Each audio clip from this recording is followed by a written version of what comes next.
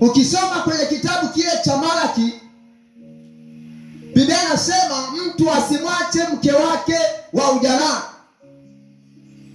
wala asimwache mume wake wa ujanani. Maana yake ni nini? Mume wako wa ujanani ni yupi? Au mke wako wa ujanani ni yupi? Ukimwacha mke wako wa ujanani, ujue kabisa wewe umemkosea Mungu kwa viwango vikubwa. Lakini tukifanya tathmini leo, watu wengi wanaishi maisha ambayo huyu kachukua mke wa huyu, huyu naye kachukua mke wa huyu. Yaani tunaishi maisha ya dhambi. Mke wa ujanani ni mke yule ambaye katika ujana wako mumekutana, haujawahi kukutana na mwanamke yote wala mwanaume yoyote, yeye akawa wa kwanza kujulikana kwako. Huyo ndiye mke wa ujanani. Kibiblia, mnapokutana kuna agano linafanyika la kiroho kati ya wewe na yule mwanamke, kati ya wewe na yule mwanaume. Kuna agano linafanyika la kiroho.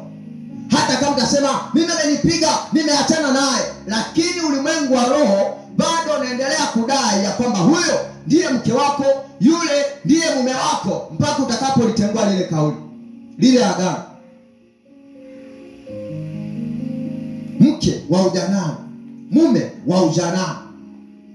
Sasa leo unakuta mama ameishi na mwanaume miaka 3, miaka, roho za kiumaskini, roho za kukataliwa. Unapomchukua huyo mtu, maana yake umezivaa zile roho, umezikumbatia, umezichukua, umezikubali ya kwamba hizi roho mimi nataka niishi nazo. Sasa unajikuta baada ya kuoa tu maisha yako yanaanza kuvurugika.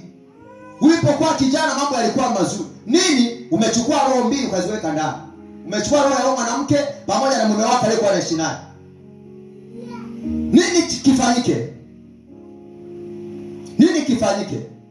Hakuna dhambi duniani ambayo Mungu haisamehe wala haisamehewi, lakini unahitaji kuchukua hatua ya kutengua kwanza ile maagano. Kuna wengine mpaka wanaweka maagano ya damu, wanachanjana chale na mume wake. Bwana umenipenda? Ndio nimekupenda. Na wewe na mimi nimekupenda. Wanachanjana damu. Damu za huyu zinakuja kwa huyu na kwa huyu zinakuja kwa huyu. Eti wanafanya agano asiwepo mtu atakayemsaliti kiapo cha damu. Lakini baadaye mambo yanakuwa ni mengi. Unashangaa huyu mtu anakimbia Kariakoo, mwingine anaenda Mbagala. Mambo yamekuwa mabaya. Alienda Mbagala na kukutana mwanamke mwingine, anamchukua na muoa. Alienda Kariakoo na kukutana na mwanamke mwingine, anaolewa. Wanaitana ni mke na nani?